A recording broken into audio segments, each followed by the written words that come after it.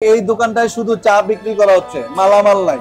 হয়তো ধরে নেওয়া যেতে পারে যে ওনার আর্থিক সেই সচ্ছলতাটা নাই, যে উনি দোকানটা পরিপূর্ণভাবে সাজাবেন, সেটা আর্থিক সচ্ছলতা নাই।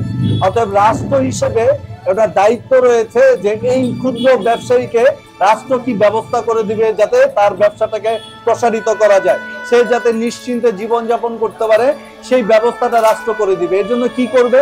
যারা এরকম ক্ষুদ্র ব্যবসায়ী আছে তাদেরকে রাষ্ট্র মানে যদি আমাদের দল ক্ষমতায় আসতে পারে, তাহলে ওনারা স্বল্প সুদে বা বিনা সুদে ঋণ পাবে। যে বিনা সুদে ঋণ পাবে না, টাকা বিনা সুদে ঋণ পাবে, যে তার আর্থিক অবস্থাটা যাতে আরো আগের থেকে ভালো হয়, উনি যাতে ওনার পরিবারের সবাইকে নিয়ে ভালো থাকতে পারে, সেই ব্যবস্থাটা করবে। যেমন এই ক্ষুদ্র ব্যবসায়ীদের জন্য প্রকল্প তৈরি করা হয়েছে। আমাদের দলের ভারপ্রাপ্ত চেয়ারম্যান ফার্মার্স কার্ডের কথা বলেছেন, যে আমাদের যে ভোটার আইডি কার্ড আছে না, এই ভোটার আইডি কার্ডের মধ্যে একটা ফার্মার্স কার্ড, প্রত্যেকটা কৃষকের একটা পরিচিতি। এই কার্ডের এগেইনস্টে সে তার ফসলগুলি যদি উৎপাদন করার পরে ওনার যেমন ধরেন যে দালালের কাছে বিক্রি করতে হয়, ওই দালাল কিনে এনে শহরে বিক্রি করে, শহরের থেকে বিভাগীয় শহরে যায়। এই যে মাঝখান দিয়ে যে এই চেইন, এটার কারণে 5 টাকার জিনিস 10 টাকা হয়ে যায়।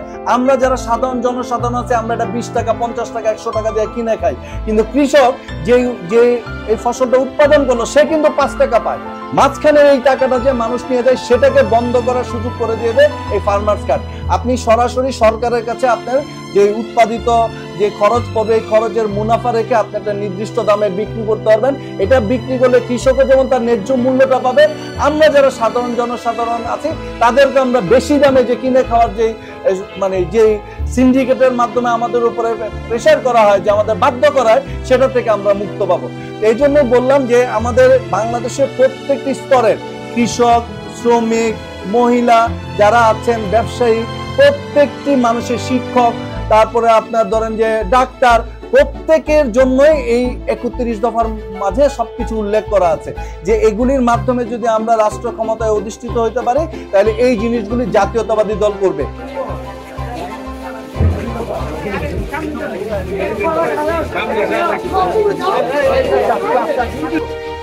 আমাদের ব্যবসায়ীরা যারা ক্ষুদ্র ব্যবসায়ী আছেন, তাদের যাতে ট্যাক্স কমায় দেওয়া হয়, বা একটা সাধারণ ব্যবসায়ী যাতে ঋণের সুবিধা পায়। এখন শুধু বড় বড় ব্যবসায়ীরা শুধু ঋণের সুবিধা পায় না, হাজার হাজার কোটি টাকা লোপাট হয়ে যায়। ক্ষুদ্র ব্যবসায়ী যারা আছে তাদেরকে কিভাবে আরো বেশি স্বনির্ভর করা যায়, আরো কিভাবে মানুষকে ব্যবসায় মুখী করা যায়, এই জন্য বিভিন্ন পরিকল্পনা গ্রহণ করা হয়েছে। আসসালামু আলাইকুম, ভালো আছেন?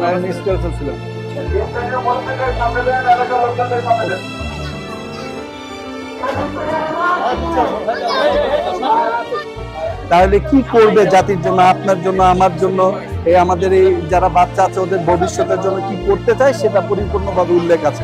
একটু পড়বেন দয়া করে, তাইলে এটা সচেতন হওয়া যাবে যে আমি যাকে ভোট দিব, কেন দিব, এটা সম্পর্কে একটু জানবেন।